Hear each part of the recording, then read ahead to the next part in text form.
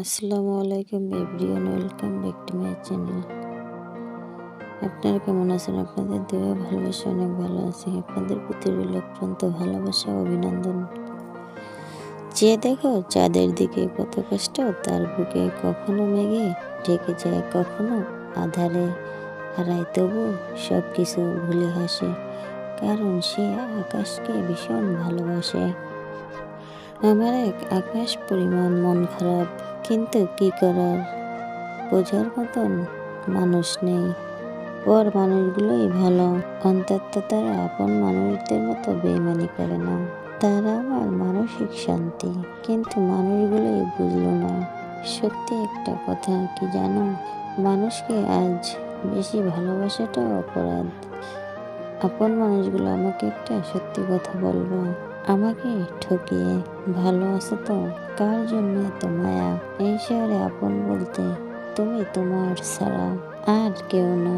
টাকায় ভরা হাতটার চেয়ে বিশ্বাসে ভরা হাতটা অনেক বেশি দামি, কারণ টাকায় ভরা হাত ছেড়ে যেতে পারে, কিন্তু বিশ্বাসে ভরা হাত কখনো তোমাকে ছেড়ে যাবে না। সবাই তিন ধরনের মানুষকে পছন্দ করে: এক, যে এখনো জন্মগ্রহণ করেনি; দুই, যাকে কেউ দেখেনি; আর তিন, যে মারা গিয়েছে। যখন মায়া বাড়িয়ে লাভ হয় না, তখন মায়া কাটাতে শিখতে হয়। জীবনের এক পর্যায়ে এসে দেখবেন সময়ের ব্যবধানে আপনার কোনো বন্ধু নেই। হতে পারি রাগী আর জেদি, তবে আমি বেইমান আর স্বার্থপর না। মায়া বাড়িয়ে লাভ কি? একদিন তো নিজেই থাকবো না।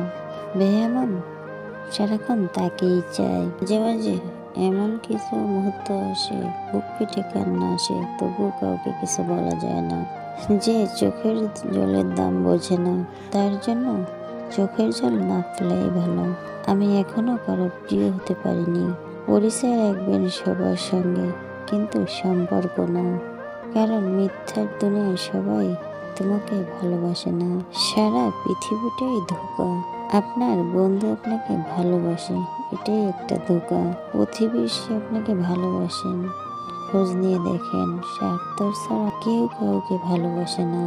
পৃথিবীর প্রত্যেকটা ভালোবাসার ভিতরে স্বার্থ আছে। যতদিন টাকা আছে বন্ধুর ভালোবাসা আছে, যতক্ষণ অর্থ আছে প্রতিবেশীর ভালোবাসা আছে, যতদিন সম্পদ আছে অর্থ আছে, ততদিন হয়তো ভালোবাসার মানুষের অভাব হবে না। যার নিজের মন নিজেকেই ঠিক করতে হয়, আর নিজের মন খারাপের কথা নিজেকেই বহন করে চলতে হয়। বিশ্বাস করুন, পৃথিবীতে তার থেকে অসহায় মনে হয় না আর কেউ থাকতে পারে। যে বয়সটা সব থেকে হাসি খুশি থাকার কথাই ছিল, সেই বয়সটা আজ সব থেকে খারাপ যাচ্ছে। আজ সবকিছু সহ্য করে বাঁচতে হচ্ছে, প্রতিটা দিন ধৈর্যের পরীক্ষা দিতে হচ্ছে। আবেগের বয়সে করা ভুলগুলো বহুদিন পর্যন্ত ভুগায়। পাশের রুমে বসে থাকা আপন মানুষগুলোই তোমার কান্নার আওয়াজ শুনতে পায় না, তাহলে তুমি কেমনে আশা করো অচেনা ওই মানুষটি তোমার কান্নার আওয়াজ শুনতে পাবে? ধন্যবাদ তোমাকে মনটা আমার ভাঙার জন্য। আজকে আমাকে পর করে আপন করেছো অন্যজনকে। আমিও দেখতে চাই কতদিন আপন করে রাখে তোমাকে। এই শহরে আসল আর নকল, এটা বোঝার আসলে অনেকটাই কঠিন। ছেলেটা হাসি খুশি ছিল, হঠাৎ একদিন চুপ হয়ে গেল। সবার সাথে চলতে পছন্দ করত, আজ একলা থাকা শুরু করলো। হঠাৎ করে সে নাফরাত দেশে চলে গেল। সে একটা চিঠিতে লিখে গেল, এই পৃথিবীর মানুষগুলো আমাকে যেভাবে কষ্ট দিচ্ছে, না পারছিলাম কষ্টগুলো সহ্য করতে, না পারছিলাম কষ্টগুলো কাউকে বোঝাতে, নিজের কষ্টগুলো নিজের ভিতর রাখতে পারছিলাম না। জানি এই কাজটা মহাপাপ, তারপরেও এই পথটা বেছে নিলাম, কারণ সত্যি আর সহ্য করতে পারছিলাম না। অবহেলা খুব ভয়ঙ্কর জিনিস। ধনীর গুরুত্বহীন অতিথি হওয়ার চেয়ে গরিবের প্রধান অতিথি হওয়া অনেক সম্মানের। কারো অবহেলিত ভালোবাসা হওয়ার চাইতে সারা জীবন একা থাকা অনেক ভালো। মূল্যটা সবাই বোঝে, তবে হারিয়ে যাওয়ার পরে। এই দুনিয়ায় ভালোর ভাগিদার সবাই, খারাপের ভাগিদার কেউ নাই। কারণ আজ আমি একা, আজ আমার কেউ নাই। বাস্তবতা কখনো কাঁদায়, কখনো হাসায়, আবার কখনো নিশ্চুপ বানিয়ে দেয়।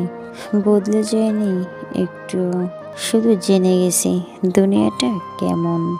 আল্লাহ আপনার কাছে শুকরিয়া, শত কষ্টের মাঝেও মুখে হাসি রেখে চলার তৌফিক দিয়েছেন। খালি পকেট আপনাকে যে শিক্ষা দেবে, পৃথিবীর সমস্ত বই পড়েও সেই শিক্ষা হয়তো অর্জন করতে পারবেন না।